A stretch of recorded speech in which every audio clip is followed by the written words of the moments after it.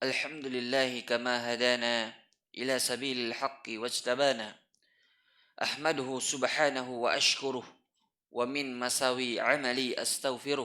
Ashhadu an la ilaha illallah wahdahu la syarika lah wa ashhadu anna Muhammadan abduhu wa rasuluh. La nabiyya ba'dah, amma ba'd. Ma'asyiral hadirin yang dirahmati oleh Allah Subhanahu wa taala. Kembali kita melanjutkan kajian kita atas izin Allah Subhanahu wa taala, yaitu pada kitab Jawami'ul Akhbar karya Syekh Abdurrahman As-Sa'di rahimahullahu taala. Seperti biasa, sebelum kita memulai syarah dari hadis berikutnya, kita menyetor dulu hafalan kita untuk menambah faedah ya bagi yang menghafalnya. Silakan. Hadis keberapa sekarang? 24. Silakan. Siapa yang mau mulai duluan? Silakan. Tafadhal.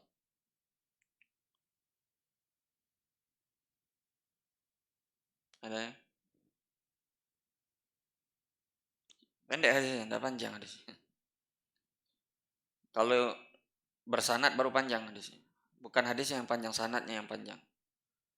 Silakan. Beliau yang dulu yang biasa. Kita muliakan yang bersanad dulu. Yang lengkap dengan sanadnya. Silakan. Nah.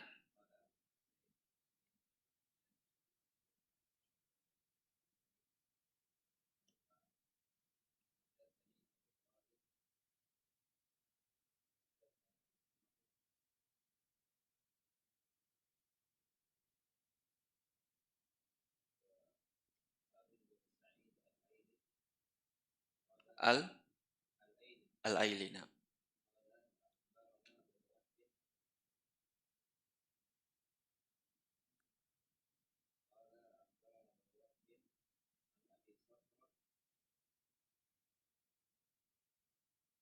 An Abi Sakhrin.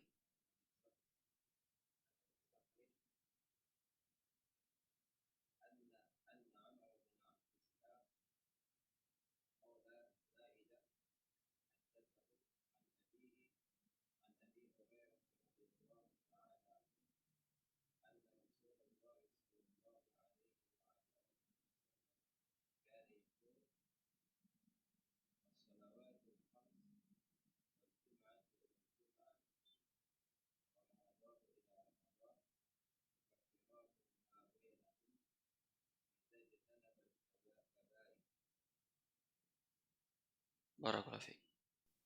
Silakan. Khudh isnain. Ambil 2 parfum. Siapa lagi yang mau bersanad? Dapat 2 parfum. Kalau yang tidak bersanad 1 parfum. Wa iyyakum. Silakan. Masih ada? Hadisnya singkat, tidak panjang hadisnya. Dan populer malah hadisnya. Karena memang hadis-hadis jami' ya, hadis-hadis yang mengumpulkan hukum-hukum. Baik. Tidak ada nih? Sudah habis? Yang di dalam tidak ada yang mau menyetor? Tidak ada.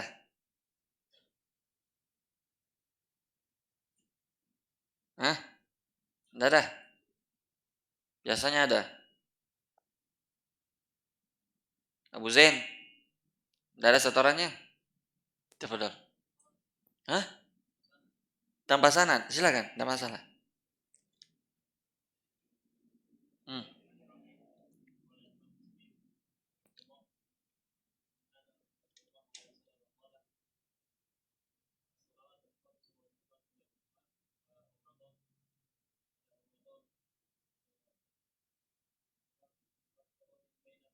Mukaffiratun.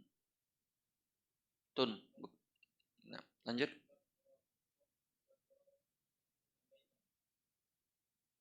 Hmm.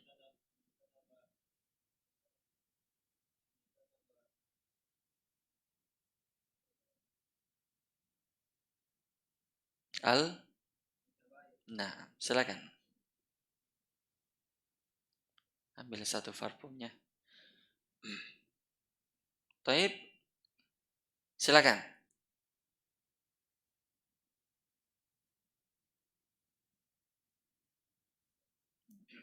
Silakan. Cek.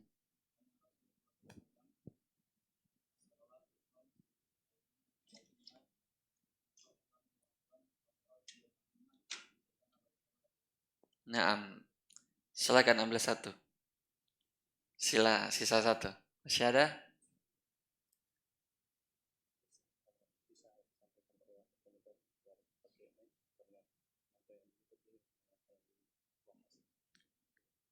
Ya. Sudah tidak ada lagi setoran karena sudah habis.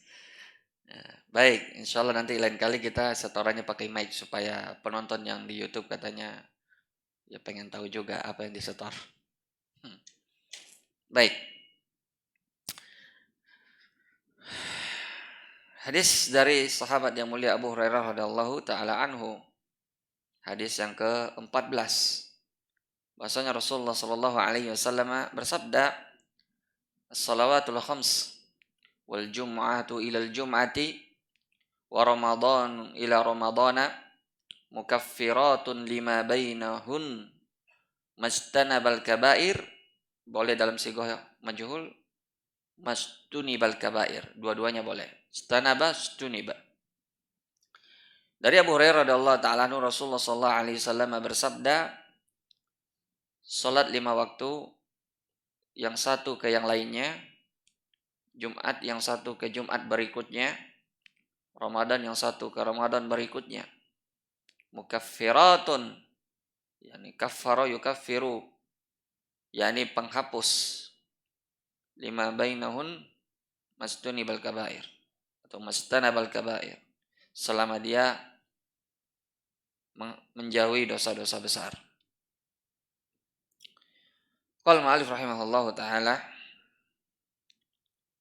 beliau Syekh Abdurrahman As-Sa'di menjelaskan hadis ini dan berkata, hadzal hadis yadul ala 'azimi fadlillahi wa karamih.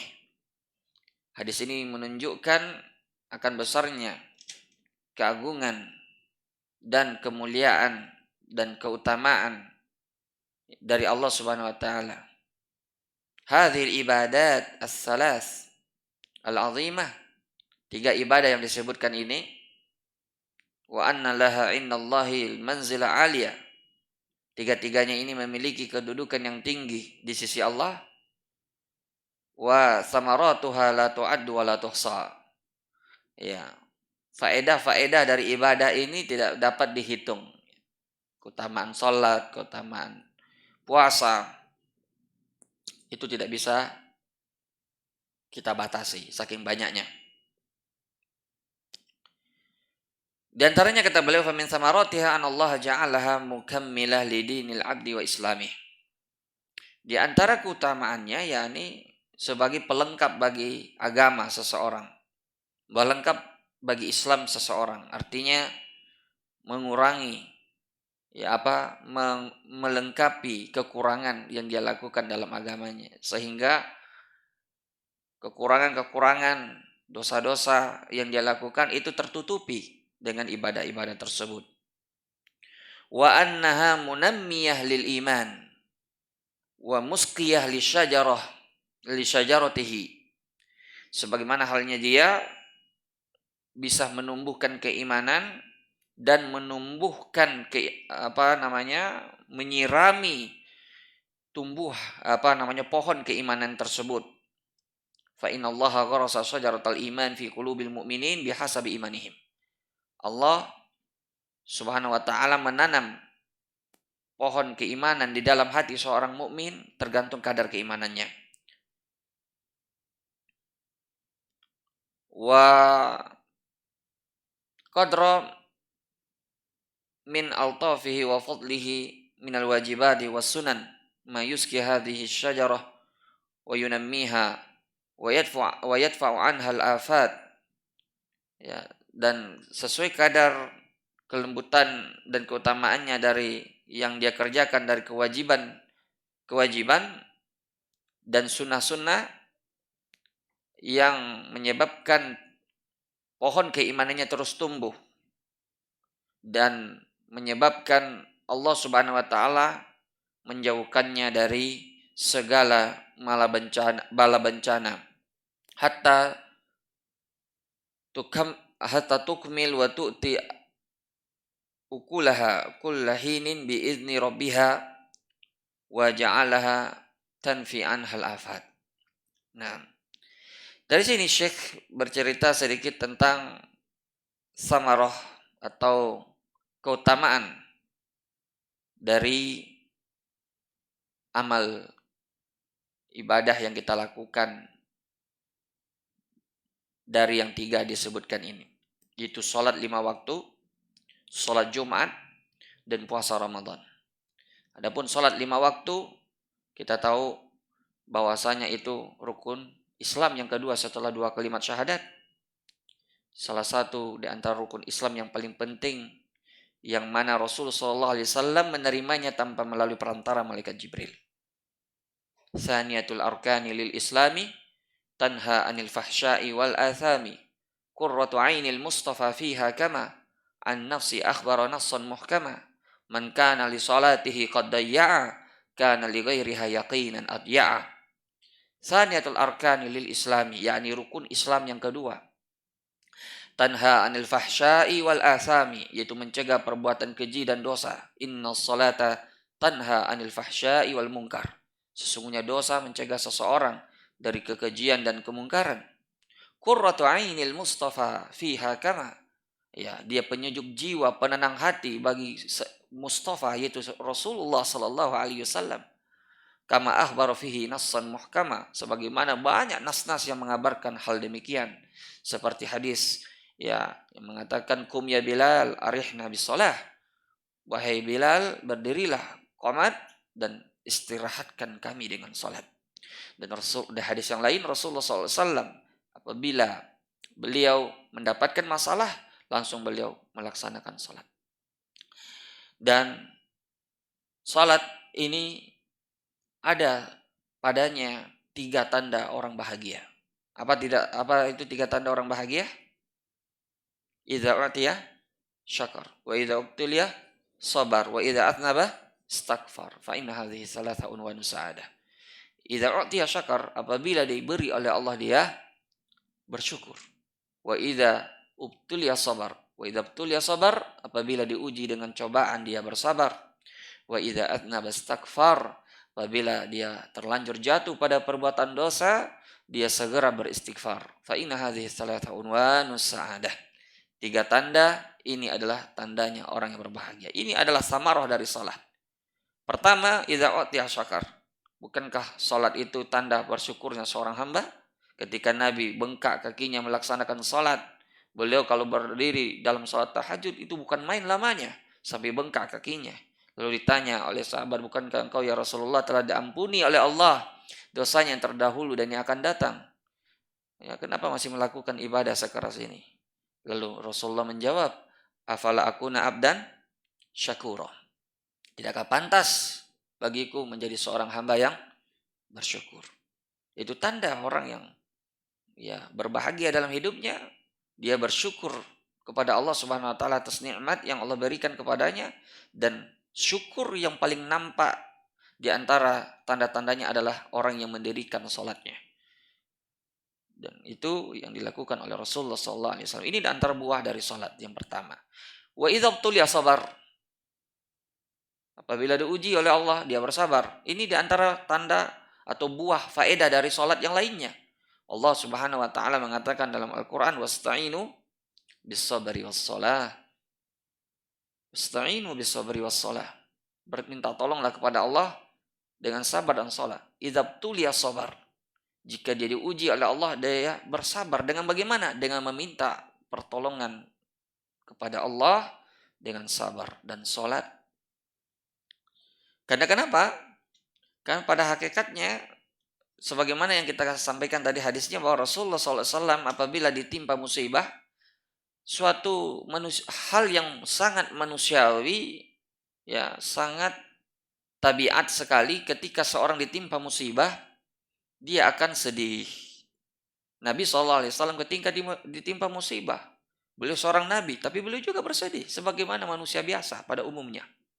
Ketika putra beliau Ibrahim, ya ini sebentar orang mau sholat gerhana kan? Saya lihat itu banyak ininya, katanya mau sholat gerhana bulan sebentar. Itu bertepatan dengan meninggalnya putra beliau siapa? Ibrahim. Beliau menangis. Lalu sahabat terheran melihat seorang nabi ini yang paling penyabar, ya, yang jadi panutan dalam kesabaran, tapi kadang beliau juga menangis dan sahabat pun heran dan bertanya, "Ya Rasul, hatta anta ya Rasulullah?" Lalu beliau mengatakan, "Innal aina la tatma wa innal qalba la yahzan wa innana la naqul bi firaqika ya Ibrahim wa innana la naqul illa bima yurdi rabbuna." Ya, mata bisa saja menangis, hati bisa saja sedih, namun kita tidak mengeluarkan kata-kata kecuali yang diridhoi oleh Tuhan kita. Jadi memang sebagai manusia biasa kita kadang diuji oleh Allah Subhanahu wa taala yang pada level mungkin ujian itu membuat kita jatuh.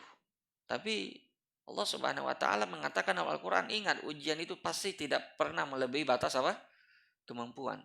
Walanabluwannakum bisyai', yakni sesuatu yang sedikit. Minal khaufi wal ju'i wa naqsim minal amwali wal anfusi was samarat. Wa basyiris sabirin. Nah, bagaimana caranya kita menyikapi ujian agar kita itu ringan menghadapinya? Ini yang diajarkan oleh Al-Quran. Al-Quran menjanjikan 3 hal bagi orang yang sabar. Wa basyiris sabirin. Apa itu kabar gembiranya? Ada 3. Alladzina idza asabatahum musibah qalu inna lillahi wa inna ilaihi raji'un. Ulaika alaihim shalawatum mir rabbihim. Ini janji pertama. Ulaika alaihim shalawatum mir rabbihim wa rahmah. Rahmah yang kedua. Shalawatum mir rabbihim itu yang pertama. Ini sebetulnya luar biasa dari Allah Subhanahu wa taala. Kalau berselawat dari Allah terhadap hambanya itu luar biasa, karena itu Allah berikan hanya kepada nabinya. Innallaha wa malaikatahu yusholluna 'alan nabi. Jadi itu sesuatu manzilah yang istimewa, kedudukan yang istimewa. Tapi Allah berikan itu kepada siapa juga? Kepada orang yang bersabar ketika musibah. Warahmah. Allah juga janjikan yang kedua padanya rahmat. Rahmat itu artinya jalbul manfa'ah wa daf'ul madarat. Itu artinya rahmah. Allah menolak baginya bahaya dan memberi baginya segala bentuk manfaat. Dan janji yang ketiga, wa ulaika humul muhtadun. Dan merekalah yang mendapat hidayah. Dan hidayah ini mencakup hidayah taufik dan hidayah irsyad. Jadi luar biasa kalau kita selalu berprasangka baik, mengubah sudut pandang kita terhadap suatu musibah, insya Allah justru musibah itu ya baik bagi kita. Kalau andai kita tahu apa yang Allah siapkan di balik musibah yang menimpa kita, pasti kita ingin kena musibah terus. Tapi masalahnya kita kadang tergesa-gesa. Ya, sehingga kita kadang mengeluh, kadang tidak jarang juga menggerutu. Ini pernah terjadi. Di zaman Nabi SAW ada seorang sahabiyah, wanita yang baru kematian anaknya. Lalu Nabi lewat bersama sahabat yang lainnya di kuburan anak tersebut. Dan ibu ini sedang menangisi anaknya yang baru meninggal. Lalu Nabi SAW isbir wahtasibi, ya bersabarlah wahai ibu dan berharapkan pahala. Lalu wanita ini mengatakan, iyyaka anni, menjauh kau dari saya. Karena kamu tidak tahu bagaimana rasanya kehilangan anak. Karena ini wanita tidak tahu bahwa yang menegurnya barusan itu adalah Nabi. Nabi pun berlalu. Lalu sahabat memberitahunya, tahukah kamu siapa itu tadi? Ya, tidak. Dia bilang, itu adalah Rasulullah SAW. Akhirnya wanita ini kaget dan cepat-cepat menyusul Nabi SAW. Lalu dia minta maaf kepada Nabi dan Nabi mengatakan, innamas sabaru fi sodamatil ula. Yang dinamakan sabar itu adalah pada dentuman pertama. Ya, jadi Nabi mengatakan seolah-olah tidak ada gunanya lagi kalau orang sudah melampiaskan segala keluh kesahnya, itu tidak lagi dikatakan sabar. Jadi inilah buah dari sholat yang lainnya. Jadi dia bisa menghadapi musibah dengan tenangnya. Dia hatinya tetap teguh dan konsisten seberat apapun musibah melanda. Bahkan dia tetap bahagia walaupun banyak musibah yang menerpanya. Bukankah Rasulullah orang yang paling banyak masalahnya? Asyaddun nasi balaan al-anbiya fal amsal summal amsal. Ya, summal amsal fa amsal. Ya. Paling berat ujiannya itu para nabi, setelah yang setelahnya dan setelahnya. Jadi tidak menyebabkan musibah yang berat menyebabkan orang tidak bahagia hidupnya. Tetap bahagia hidupnya. Kenapa? Karena buah dari sholat tadi. Dan buah yang ketiga atau tanda yang ketiga dari atau buah dari sholat ini adalah idza aznaba astaghfar. Apabila dia berdosa, dia segera beristighfar kepada Allah. Dosa itu pasti membuat hati tidak tenang. Karena dosa itu adalah membuat hati kita ini seperti panas, tidak menikmati. Walaupun kelihatannya pelakunya tersebut dalam kenikmatan. Katakan misalnya orang masih bermuamalah dengan muamalah ribawi, katakan seperti itu. Dia mungkin banyak hartanya kelihatan secara zahirnya. Coba tanya dia, apakah hatinya itu tenang dengan harta yang banyak itu? Tidak juga. Coba tanya. Yang ada justru banyak masalah-masalah yang Allah memang sengaja. Karena dia mengumumkan perang terhadap Allah. Fa'ilam taf'alu fa'zanu biharbi minallahi wa rasuli. Jadi bagaimana mau tenang hidupnya kalau Allah mengumumkan perang? Tidak mungkin tenang. Orang yang berzina kelihatan enak hidupnya. Zina sana sini kemana saja. Tapi coba tanya hatinya. Tenang hatinya? Bisa kita pastikan tidak mungkin tenang hatinya. Maka siapapun yang melakukan dosa pasti hatinya gelisah. Tapi semua anak cucu Adam pasti akan jatuh pada perbuatan dosa. Kullu bani Adam khata. Semua kita tertulis bagi kita bagian dari dosa. Tapi kadang dosa itu tidak menyebabkan seseorang itu hina. Yang menyebabkan seseorang itu hina adalah apa? Yang terus-menerus melakukan dosa tidak mau bertobat darinya. Kadang dosa itu mengangkat derajat orang menjadi lebih mulia kalau dia bertobat. Bukankah dulu para sahabat kita dengar kisah-kisahnya sebelum mereka Islam, ada yang membunuh anak perempuannya, ada yang musyrikin, ada yang pokoknya banyak dosa-dosa besar mereka lakukan. Tapi tobat mengangkat derajat mereka. Makanya Nabi mengatakan apa? At-taibu minaz zambi kama la zambalah. Orang yang bertobat dari dosanya seolah-olah dia tidak pernah melakukan dosa.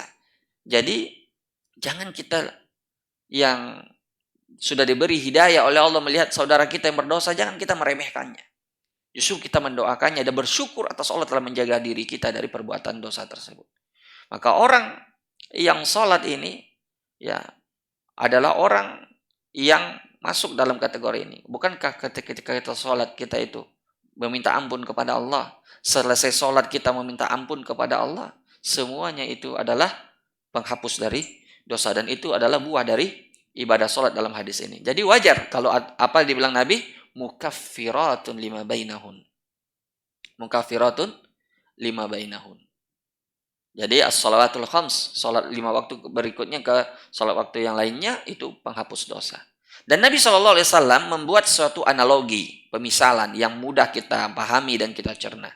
Nabi pernah bertanya kepada sebagian sahabat, ya, masalus salawatul khams kamasalin naharin jarin gomarin ala babin ahadikum yaktasilu minhu kulla yawmin khamsa marrat. Salat 5 waktu itu, kata Nabi, seperti sebuah sungai yang mengalir di belakang rumahnya. Lalu dia mandi di sungai itu 5 kali sehari. Masih ada ketersisa kotorannya? Tentu tidak. Ini pemisalan bagi orang yang setiap hari mencuci dosa-dosanya dengan salat. Makanya itu alasannya kenapa dikatakan mukaffiratun lima bainahun, yaitu sebagai penghapus dosa. Tapi tentu ya salat yang bisa menghapus dosa adalah salat yang diterima oleh Allah, bukan salat yang sekedar salat. Makanya lafaz salat di dalam hadis maupun di dalam Al-Quran itu tidak pernah datang dengan lafaz ada is-shalah, tidak pernah, atau melaksanakan salat. Selalu datang dengan lafaz iqamatis shalah, mendirikan salat. Bedakah antara mendirikan dan melaksanakan? Beda sekali. Melaksanakan salat itu berbeda dengan mendirikan salat. Di antara bentuk melaksanakan salat, yang penting dia melaksanakan. Entah sesuai tuntunan Nabi atau tidak, entah pada waktunya atau tidak, yang penting laksanakan, gugur kewajiban, selesai. Itu namanya Itukah yang diinginkan oleh Allah? Tidak. Makanya tidak ada satupun lafaz dalam Al-Quran maupun hadis menggunakan kalimat apa? Melaksanakan. Selalu menggunakan apa? Mendirikan. Ya ayyuhalladzina amanu idza qumtum ila shalah. Kumtum itu dari asal aqama yuqimu. Idza kumtum ila shalah. Aqimus shalah wa atuz zakah. Dalam hadis juga begitu. Akhbirni anil Islam. Al-Islam an tashhada an la ilaha illallah wa anna Muhammadar wa tuqimus shalah. Tidak ada satupun hadis maupun ayat mengatakan laksanakan salat, tidak ada. Selalu mendirikan. Di antara mendirikan salat satu, melaksanakannya pada waktunya. Inna salata kanat 'alal mu'minina kitaban mauquta, kata Allah. Sungguhnya salat itu adalah waktu-waktu yang sudah ditentukan bagi orang-orang beriman. Dua, salatnya harus sesuai dengan tuntunan Rasulullah. Nabi mengatakan, "Shallu kama ra'aitumuni usalli." Tiga, salatnya itu harus khusyuk di dalamnya, karena khusyuk bagi salat seperti roh bagi jasad. Jadi salat yang tidak ada khusyuk di dalamnya, maka dia tidak mendapatkan pahala salat. Makanya Nabi SAW bersabda, "Yansarifu ahadukum min salatihi."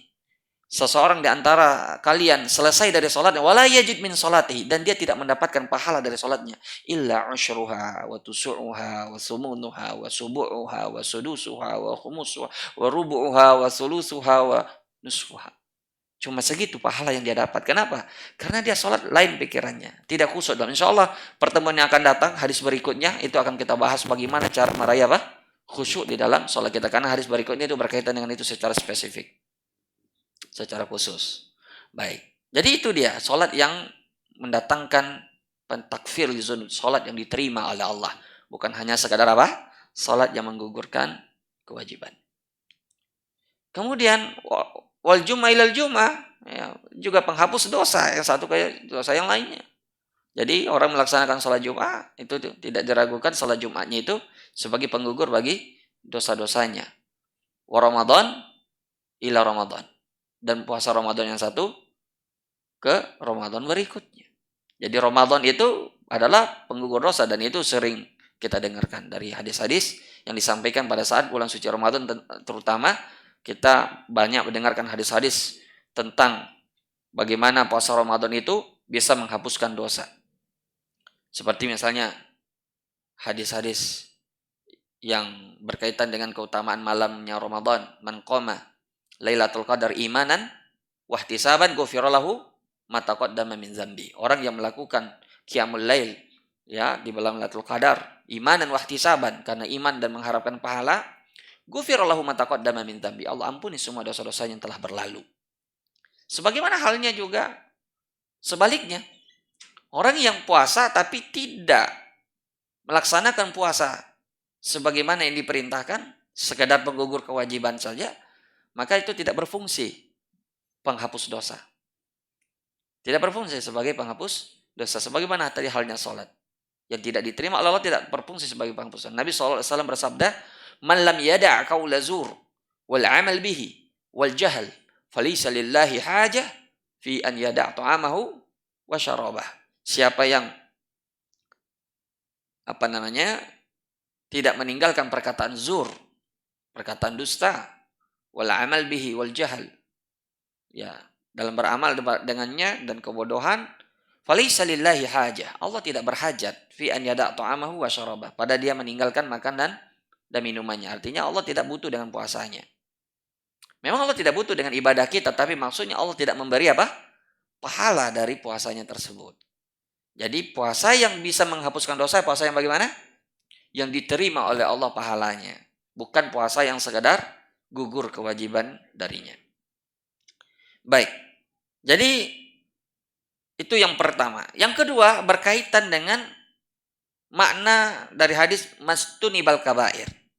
Ini menunjukkan bahwa hadis ini berkaitan dengan fungsi dari kebaikan-kebaikan itu bisa menghapus dosa-dosa kita, kan begitu? Innal hasanat yudhibna as-sayyiat. Sesungguhnya kebaikan-kebaikan itu bisa menghapuskan dosa-dosa atau keburukan-keburukan. Sebagaimana telah berlalu juga bagi kita hadis yang sebelumnya, wa adbi is-sayyi'atal hasanata tamhuha wa khaliqin nas bi khuluqin hasan, kan itu hadis sebelumnya. Wa adbi is-sayyi'atal hasanah tamhuha. Ikutilah perbuatan buruk itu dengan perbuatan baik, karena perbuatan baik bisa menghapusnya, menghapus perbuatan buruk. Tapi masalahnya di sini adalah ini yang disebutkan dalam hadis ini sholat, puasa. Bukankah itu amal kebaikan yang paling agung di sisi Allah? Makanya disebutkan oleh Syekh tadi di sini bahwa itu yang paling tinggi kedudukannya di sisi Allah. Tapi tidak mampu menghapuskan apa? Dosa besar. Tidak mampu menghapuskan dosa besar. Karena Nabi mengatakan setelahnya izastunibal kabair. Dengan syarat apa? Dia menjauhi dosa-dosa besar. Jadi yang dihapuskan dari amalan-amalan ini oleh sholat, oleh sholat Jumat, oleh sholat 5 waktu, oleh puasa Ramadan hanyalah dosa-dosa kecil. Jadi kalau begitu, bagaimana kita memahami hadis ini? Bahwa kalau seandainya sholat saja, puasa Ramadan saja yang merupakan kebaikan yang paling agung di sisi Allah, yang merupakan rukun Islam, tidak mampu menghapus dosa-dosa besar, apalagi yang selainnya seperti wudhu, ya langkah kaki menuju masjid, ya kan itu kan semua penghapus dosa. Puasa sunnah Asyura, puasa sunnah Arafah, sholat sunnah rawatib, sholat sunnah sebelum subuh dan yang lainnya. Kan begitu. Maka itu lebih di bawah derajatnya daripada sholat fardu yang merupakan kewajiban. Jadi ketika Allah Subhanahu wa taala berfirman dalam hadis qudsi, "Ma taqarraba ilayya 'abdi ahabu ilayya mimma aftaradtu 'alaihi." Ma taqarraba alayya 'abdi ahabu ilayya mimma aftaradtuhu 'alaihi. Tidak ada satupun yang aku sukai dari seorang hambaku yang mendekatkan diri dia dengannya kepadaku melebihi amalan yang aku wajibkan atas dirinya. Kata Imam Syekh Abdurrahman As-Sa'di juga bahwa ini menunjukkan keutamaan yang fardu daripada yang sunnah. Bahwa Allah lebih mencintai yang wajib daripada yang sunnah. Kalau hari ini kan banyak orang terbalik. Yang sunnah rajin, tapi yang fardu bolong-bolong. Itu terbalik namanya itu. Nah, orang puasa sunnah rajin, tapi kalau puasa wajib kadang bolong-bolong. Sholat sunnah rajin, contohnya sholat tarawih. Orang ramai di masjid dia ikut sholat tarawih di masjid, tapi sholat 5 waktu subuh tidur sampai matahari naik. Itu namanya terbalik. Allah lebih cinta yang wajib daripada yang sunnah. Artinya kedudukan ibadah wajib lebih tinggi di sisi Allah. Bersamaan dengan itu tidak mampu dia menghapus dosa-dosa besar. Ini menunjukkan kata Syekh bahwasanya yang dihapus dari kebaikan-kebaikan yang semua ini yang datang dari keutamaan-keutamaan dari penghapus dosa itu hanyalah dosa-dosa kecil. Adapun dosa besar hanya bisa dihapuskan dengan taubatan nasuha. Dosa besar hanya bisa dihapuskan dengan tobat nasuha. Masyaallah hadirin yang dirahmati oleh Allah Subhanahu wa taala. Timbul pertanyaan, siapa yang bisa jawab? Parfum masih ada satu. Lalu apa fungsinya kalau begitu? Misalnya ketika Nabi mengatakan Ramadan satu ke Ramadan berikutnya penghapus dosa. Sholat 5 waktu penghapus dosa. Puasa ini penghapus dosa. Ini menghapus dosa dan seterusnya. Yang menjadi pertanyaan adalah bagaimana kalau seandainya dosa kita sudah terhapus, katakanlah oleh puasa Asyura misalnya, dosa-dosa kecil kita sudah terhapus. Misalnya kan puasa Asyura utamanya Siyamul Asyura ahtasibu 'ala Allah tukafir sanatal lati qablah wa sanatal lati ba'daha. Menghapus dosa setahun yang lalu dan setahun yang akan datang. Berarti dosa-dosa kecil kita terhapus kan begitu. Jadi tidak perlu mikir lagi kalau begitu puasa Arafah. Kan sudah terhapus mi. Betul tidak? Jadi buat apa fungsinya kalau begitu puasa Arafah? Ada yang tahu? Silakan. Masya Allah. Menaikkan derajat. Kalau seandainya tidak ada lagi yang mau dihapus, maka fungsinya adalah menaikkan derajat. Tafadhal. Jazakallah khair. Fungsinya menaikkan derajat. Jadi jangan antum bingung ditanya orang nanti, jadi buat apa ini semua ini puasa Arafah? Sudah Miki laksanakan, hapus mi dosa tak setahun yang lalu, setahun yang akan datang. Jadi tidak perlu mikir lagi puasa Asyura misalnya. Ah, kita bilang, ya itu tadi. Kalau seandainya tidak ada lagi yang mau dihapus, maka fungsinya adalah menaikkan derajat. Tapi siapa yang pede sekali ini? Mengatakan tidak ada dosaku yang mau dihapus. Setiap hari kita melakukan dosa, dosa mata, dosa telinga tidak terhitung banyaknya, dosa lidah yang tidak terhitung banyaknya. Ini yang mau dihapus ini. Nah, ini dia. Baik. Sekarang pertanyaan yang lain, tapi parfum sudah tidak ada. Jadi menjawab sesuai dengan keikhlasan masing-masing. Pertanyaannya, bahwasanya kata dalam hadis izastanabal kabair atau izastunibal kabair di sini. Apa maksudnya di sini? Apakah seseorang diampuni dosa-dosa kecilnya oleh perbuatan-perbuatan yang disebutkan tadi, seperti amal-amal kebaikan, kalau dia melakukan kalau dia tidak melakukan dosa besar, artinya syaratnya diampuni dosa-dosa kecilnya dengan syarat dia tidak melakukan dosa besar. Ataukah ada makna yang lain selain ini? Atau silakan, siapa yang tahu apa maksud dari hadis ini? Artinya mengerti tidak maksudnya? Kalau Nabi mengatakan izastunibal kabair, ini seolah-olah Nabi mempersyaratkan kamu sholatmu, sholat 5 waktumu, sholat Jumatmu, puasa Ramadanmu bisa menghapuskan dosa-dosa kecilmu dengan syarat, kata Nabi. Dosa besar kamu jauhi. Apa maksudnya itu? Dengan syarat kamu izastunibal kabair, apabila kamu menjauhi dosa-dosa besar. Apa maksudnya itu? Apakah syaratnya harus dijauhi dulu dosa-dosa besar baru dosa-dosa kecil kita diampuni? Ataukah bagaimana? Paham enggak sisi pertanyaannya? Kalau seandainya orang melakukan dosa besar, berarti dosa-dosa kecilnya nggak diampuni karena tidak memenuhi syarat. Paham enggak? Nah, dalam hal ini ada dua pendapat ulama. Ada yang mengatakan itu idza syartiyah. Jadi masyrut, disyaratkan seseorang diampuni dosa-dosanya yang kecil itu oleh perbuatan sholatnya, perbuatan puasanya itu dengan syarat dia tidak melakukan dosa besar. Kalau dia melakukan dosa besar, maka dia tidak mendapatkan keutamaan kebaikan-kebaikan yang dia lakukan. Itu ada sebagian ulama yang berpendapat begitu.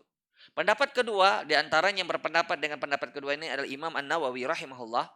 Beliau mengatakan ini bukan idza syartiyah, tapi idza istisnaiyah. Nah, ini pentingnya orang belajar bahasa Arab karena kadang itu satu kata itu bisa memiliki lebih dari satu fungsi. Man saja itu lebih dari 10 fungsinya. Ada man syartiyah, ada man mausula, ada man ta'ajjubiyah, ada man zaidah, ya kan?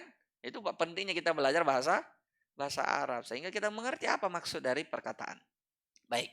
Jadi menurut Imam Nawawi ini bukanlah syartiyah tapi istisnaiyah. Jadi Allah tetap mengampuni dosa-dosa kecilnya tapi yang tidak diampuni hanya yang dosa-dosa besarnya.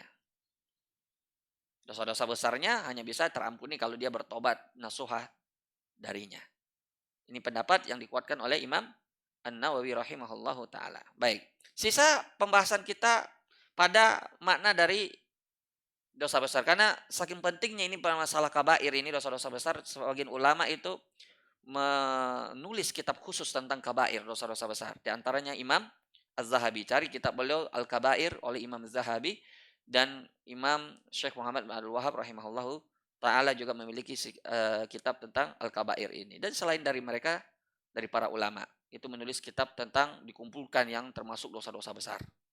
Karena had atau definisi dari dosa besar itu ada yang mengatakan yaitu semua dosa yang disebutkan oleh Syekh Abdurrahman juga di sini, ya bisa dilihat dari paling bawahnya ini beliau mengatakan definisi dosa besar adalah, coba dilihat, yaitu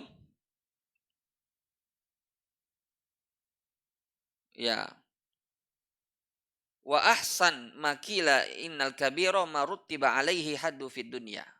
Jadi beliau mendefinisikan kabirah atau dosa besar itu adalah marut tiba alaihi had fid dunya, yaitu ada hukum hadnya, hukum pidananya, seperti mencuri ada potong tangannya, zina ada rajamnya dan seterusnya.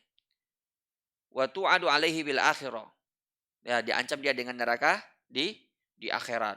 Ya, diancam dengan neraka misalnya wailul lil mutaffifin, wailul lil musallin alladzina hum an salatihim sahun. Itu diancam dengan wail, diancam dengan neraka, jahanam, misalnya di ayat yang lain, itu semuanya adalah dosa-dosa besar. Au lu'ina sahibuhu, atau dilaknat pelakunya. La'anallah akil riba wa mukilah wa syahidahi wa katiba wa qalahum sawa. Allah melaknat pelaku pemakan riba yang diberi makan dengan riba, dua saksi riba dan juru tulis riba, dan Nabi mengatakan mereka semua sama dalam dosa. Hadis riwayat Muslim. Begitu juga la'anallah al-mutasyabihina minar rijali bin nisa wa mutasyabihat minan nisa birijal. Allah melaknat laki-laki menyerupai perempuan dan perempuan menyerupai laki-laki. Pokoknya ada kata laknatnya, itu adalah dosa besar. Itu definisi. Itu definisi. Dan ada definisi lain. Au yuqal kabair maka tahrimuhu tahrimul maqasid. Itu definisi kedua ini. Tadi definisi yang pertama. Yaitu yang pengharamannya adalah pengharaman tujuan. Itu adalah dosa besar. Was-sagair ma hurrima tahrim al-wasail. Yaitu pengharaman wasilah, bukan tujuan. Contohnya fal wasail kan nazrah al-muharramah ma'al khalwah bil ajnabiyah. Ya, contoh dari dosa wasail atau wasilah seperti melihat yang haram. Ya kan? Itu wasilah menuju zina atau berdua-duaan, berkhalwat dengan yang bukan mahram, itu wasilah. Atau menonton yang haram, atau melihat yang haram dan seterusnya, mendengar yang haram, itu wasilah semuanya. Yang maqasid, yang dosa tujuannya apa? Zina. Jadi orang yang terjatuh pada zina jatuh pada dosa tujuan maqasid. Itu maksudnya. Jadi ada dua definisi. Ala kulli hal, kenapa ditulis ini tentang kabair didefinisikan? Karena supaya kita itu waspada terhadap bahaya dari dosa besar tersebut. Makanya ada pepatah Arab mengatakan, araftu syarra la li syarri walakin li tawaqqi man lam ya'rif syarra minal khairi waqa'a fihi. Araftu syarra la li syarri artinya saya mengerti atau mempelajari keburukan. Saya ingin mempelajari mana yang dosa-dosa besar, itu kan keburukan semua itu. La li syarri bukan untuk mengerjakannya. Bukan untuk melakukan keburukan tersebut. Walakin li tawaqqi, akan tetapi untuk melindungi diriku dari keburukan tersebut. Man lam ya'rif syarra minal khairi waqa'a fihi. Siapa yang tidak bisa membedakan mana yang baik dan mana yang buruk, maka dia pasti akan terjatuh pada keburukan tersebut. Ini dia tentang pembahasan tentang hadis ini. Semoga Allah Subhanahu wa taala ya menerima segala amal ibadah kita dan menjadikannya penggugur dosa kita dan melindungi kita dari segala dosa-dosa besar sampai kita bertemu dengannya. Amin ya rabbal alamin. Saya kira cukup karena waktu sudah masuk ya. Ya, silakan azan, kalau ada pertanyaan Anda tunggu ba'da azan insyaallah. Silakan azan dulu.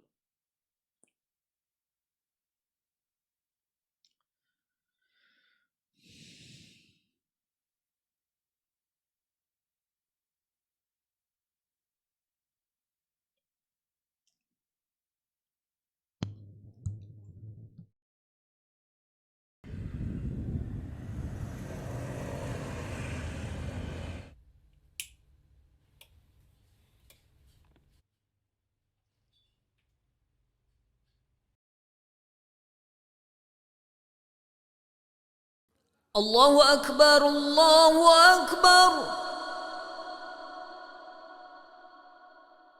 الله أكبر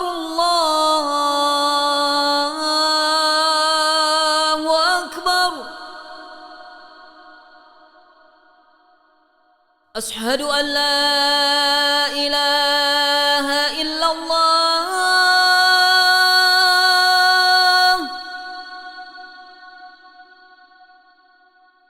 أشهد أن لا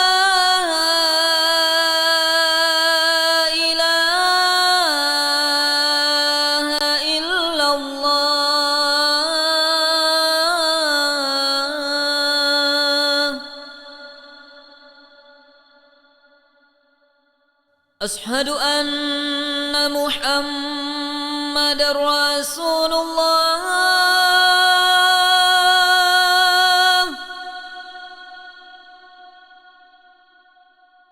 أشهد أن محمد رسول الله.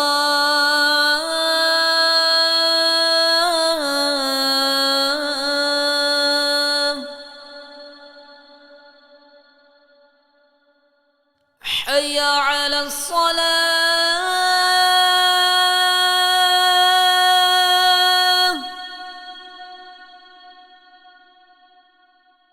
حي على الصلاة.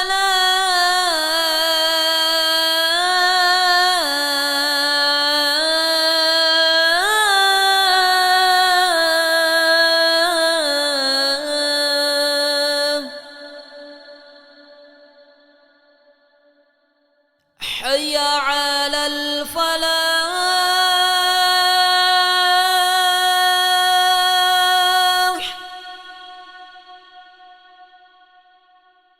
حي على الفلاح.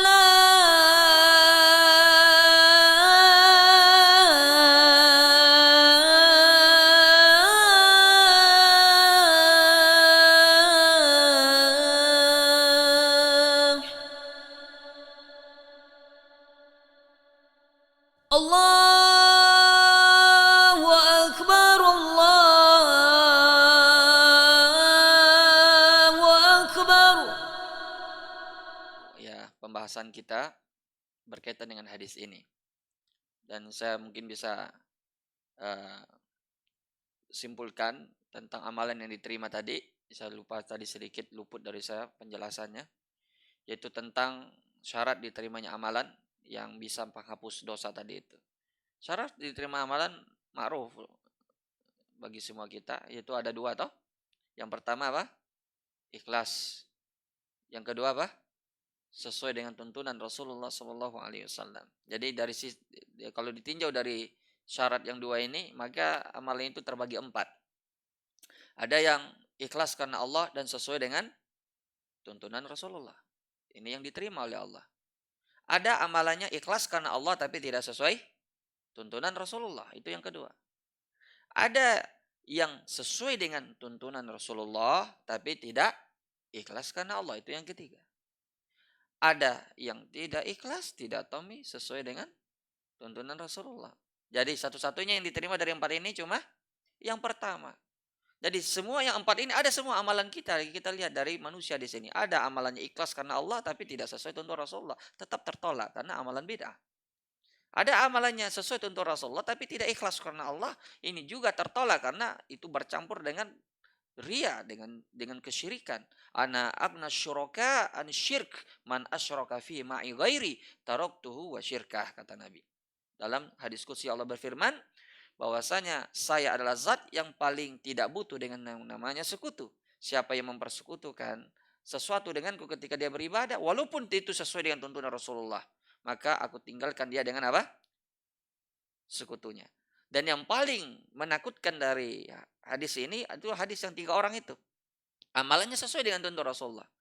Dia mujahid, dia dermawan, dia alim, dia qari, tapi semuanya diseret oleh malaikat ke neraka jahanam. Yang pertama kali mereka adalah mereka itu disiksa oleh Allah sebelum penyembah berhala disiksa. Dan perawi hadis ini adalah Abu Hurairah.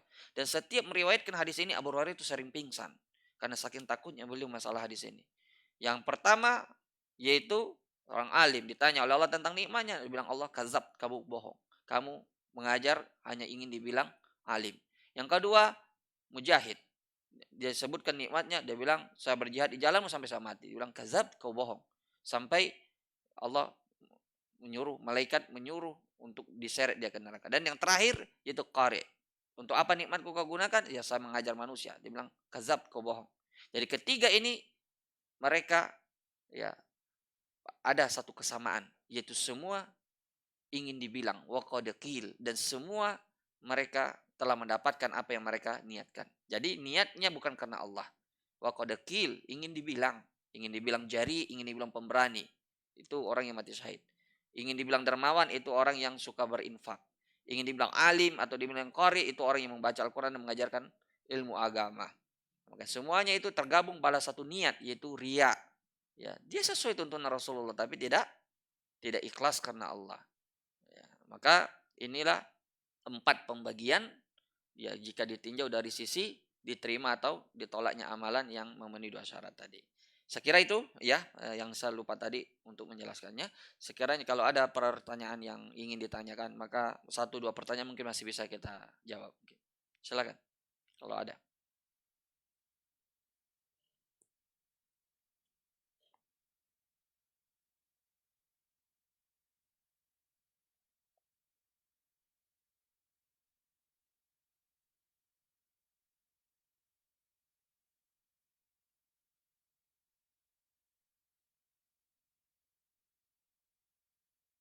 Tidak ada?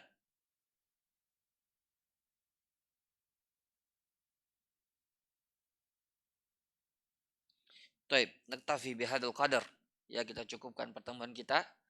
Mudah-mudahan Allah Subhanahu wa taala ya memberi keberkahan pada ilmu kita dengan mengamalkannya. Aku qouli hadza, subhanallahi bihamdik, asyhadu an la ilaha illa anta, astaghfiruka wa atubu ilaik. Assalamualaikum warahmatullahi wabarakatuh.